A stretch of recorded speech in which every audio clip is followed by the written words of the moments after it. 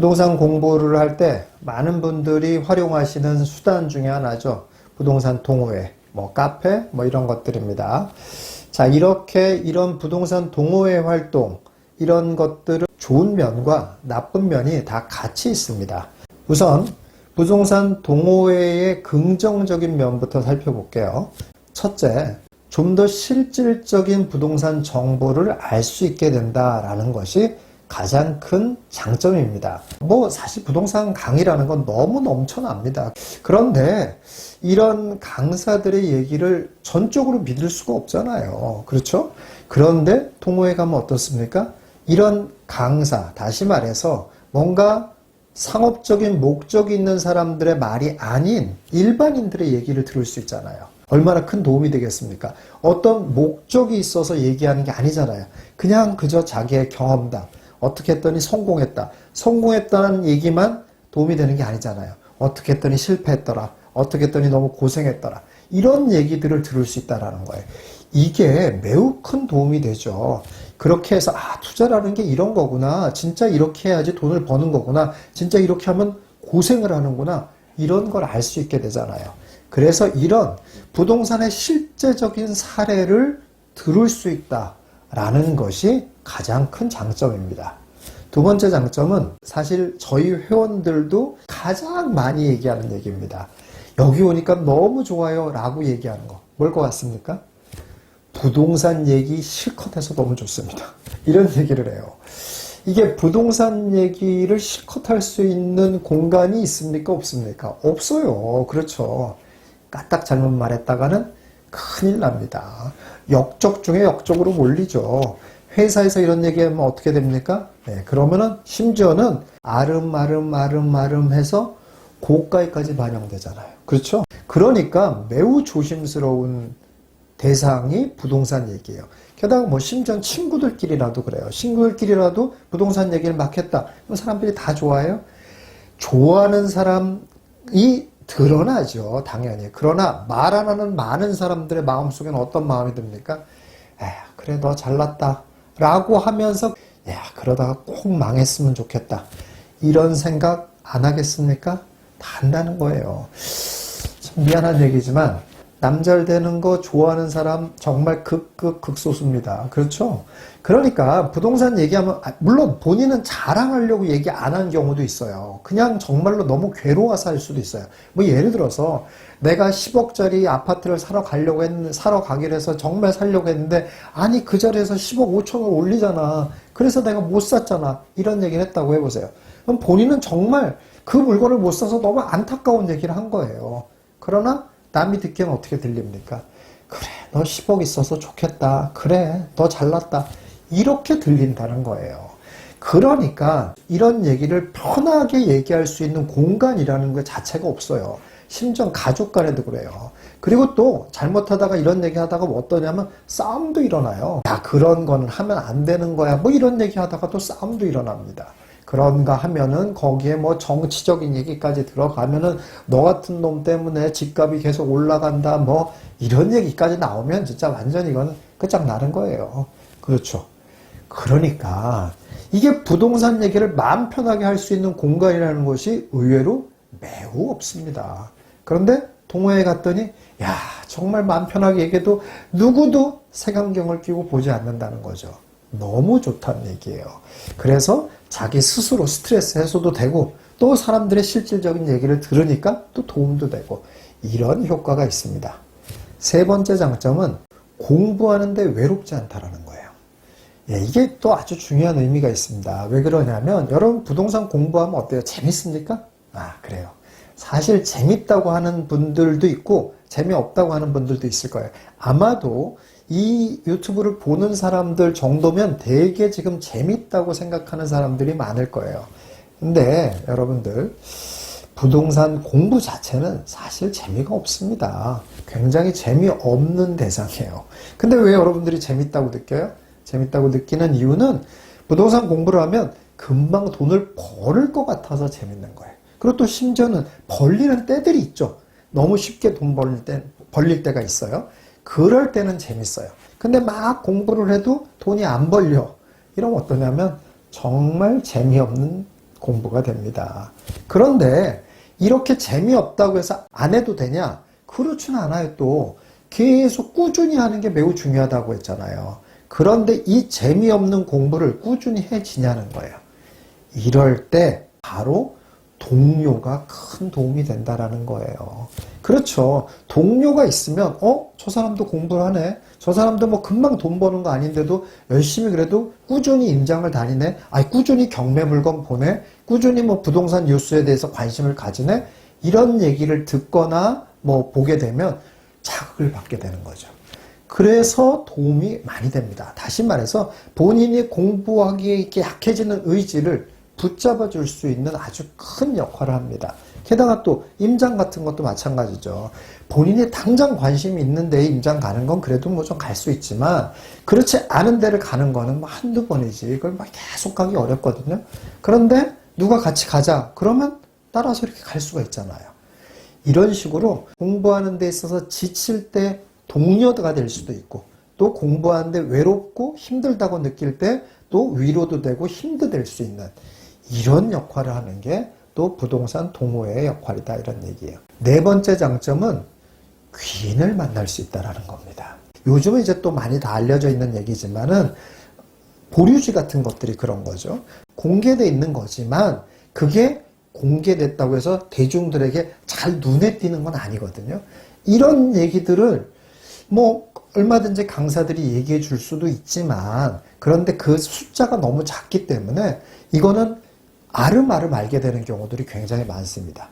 그런가 하면은 뭐 또 제가 강의 때도 얘기를 했습니다만 공매 역사상 한 번도 없었던 추첨제 공매가 있었던 적이 있었거든요. 3차에 걸쳐서 있었었는데 이런 것도 마찬가지예요.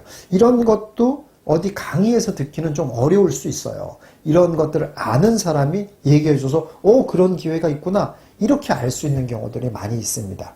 그래서 결국 그런 것도 그런데 관심 있는 사람들이 모여있는 데서 나오거나 들을 수 있는 거거든요. 결국 귀인을 만나는 거죠. 이렇게 귀인을 만날 가능성 그냥 내가 막 그냥 일반 사회생활 하다가 이런 귀인을 만날 가능성은 훨씬 더 낫겠죠. 아무래도 부동산 동호회 같은 데를 와야 그런 귀인을 만날 가능성이 높습니다. 이렇게 한 네 가지 정도 부동산 동호회가 주는 아주 명백한 장점이 있습니다. 자, 그런데 부동산 동호회가 주는 매우 심각한 폐해들이 또 있습니다.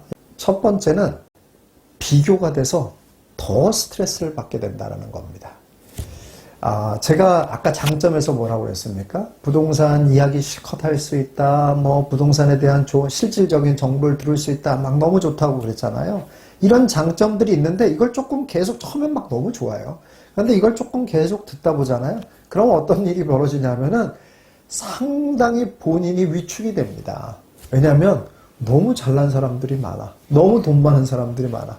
게다가 또 더 기분 나쁜 건 뭔지 압니까? 너무 운 좋은 사람들이 많아.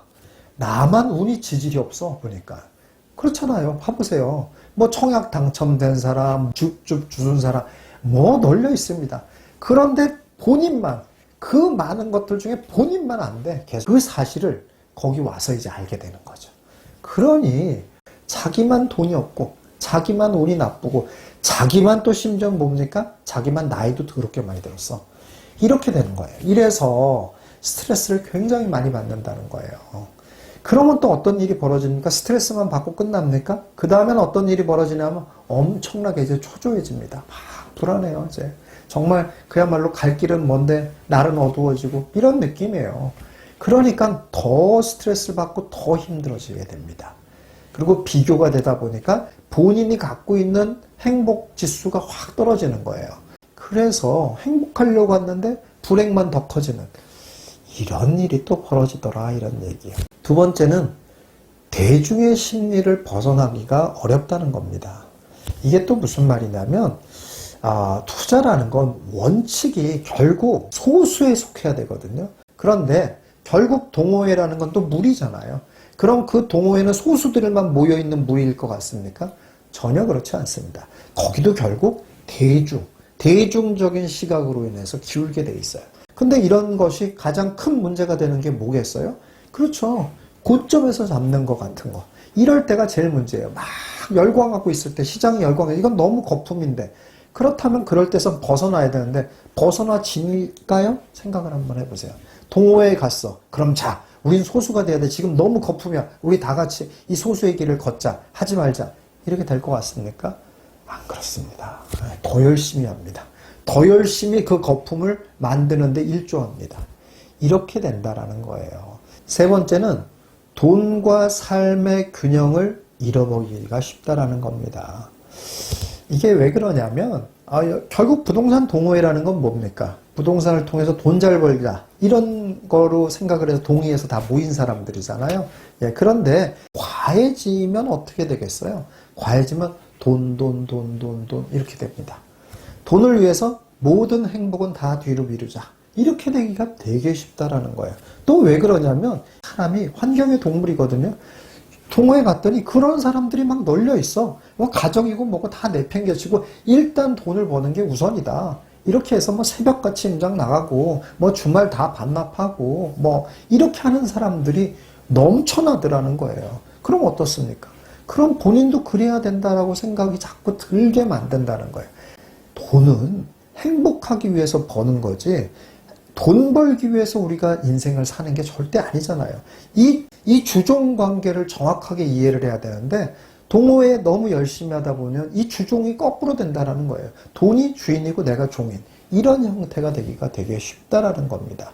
그래서 돈을 벌려고 갔는데 행복은 다 깨져버리는 이런 상황이 되기가 대단히 쉽다라는 겁니다. 네 번째는 쓸데없는 공부를 하느라고 돈, 시간, 에너지를 다 소비하는 경우가 매우 많다라는 겁니다. 여기서 중요한 건 쓸데없는 공부예요. 이게 성실하게 하고 뭔가 내가 약해지는 마음을 독려하고 이렇게 하는 것까지는 좋은데 그게 또 과해지면 쓸데없는 공부를 해요.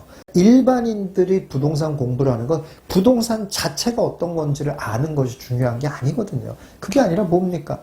딱 어떻게 해야 돈을 버는 건데 이거에 관련된 공부에만 집중하는 게 제일 중요해요. 그런데 그렇게 공부를 안 하고 어떻게 공부한다는 거예요? 부동산에 대한 A부터 G까지 모조리 다 공부를 해야 되겠다. 이래야지 내가 돈을 버나 보다. 이렇게 착각을 한다는 거예요. 그래서 쓸데없는 것들을 외우고 쓸데없는 데를 임장하러 다니고 이런 일들이 굉장히 많다는 거예요. 마지막 다섯 번째는 가장 큰 피해 사례입니다. 부동산 동호회를 통해서 나를 망하게 할 사람을 만날 가능성이 꽤 높다라는 겁니다. 예. 아까 장점은 뭐라고 했습니까? 귀인을 만날 수 있다고 그랬잖아요. 그런데 부동산 동호회는 과연 귀인만 있을까요? 그렇지 않다라는 겁니다. 나를 망하게 할 사람도 같이 존재합니다. 자, 그런데 귀인이 많을까요? 나를 망하게 할 사람들이 더 많을까요? 나를 망하게 할 사람들이 더 많이 도사리고 있습니다. 그래서 동호회에 너무 쉽게 여러분들이 사람을 믿거나 이런 것들 매우 조심해야 됩니다. 나를 망하게 하는 사례들이 훨씬 더 많습니다. 왜 그래요? 나를 망하게 한다는 건 그 사람은 어떻다는 얘기예요? 그 사람은 매우 큰 이득을 볼 가능성이 높다는 뜻입니다.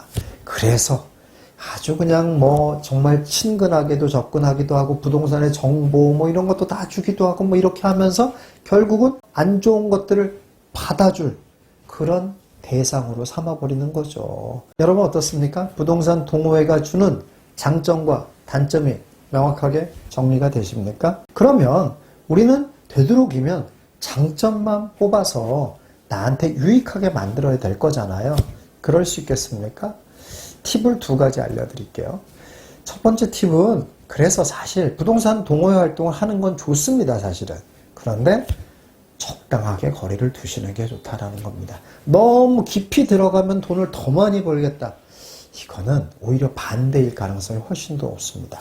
그래서 너무 깊이 개입하지는 않으려고 노력하시는 게 좋다라는 얘기를 먼저 말씀드리고 싶고요. 두 번째 팁은 뭐냐면 내가 부동산 동호회에서 얻게 되는 이득보다는 조금 불편한 게 좀 더 많아진다라고 느끼는 시점이 있잖아요. 그런 시점이 있으면 반드시 일정 기간 시간을 둬라. 당분간 쉬어라 이런 얘기예요. 쉬는 게 좋습니다.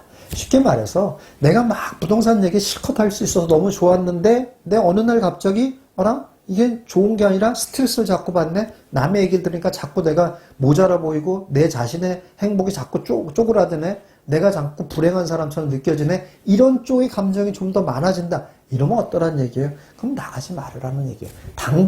당분간 계속 영원히 나가지 말라는 게 아니라 당분간 시간을 두라는 얘기예요. 어떻습니까, 여러분들? 부동산 동호회의 긍정적인 면만을 잘 활용해서 여러분의 삶도 점점 더 밝아지기를 바라겠습니다.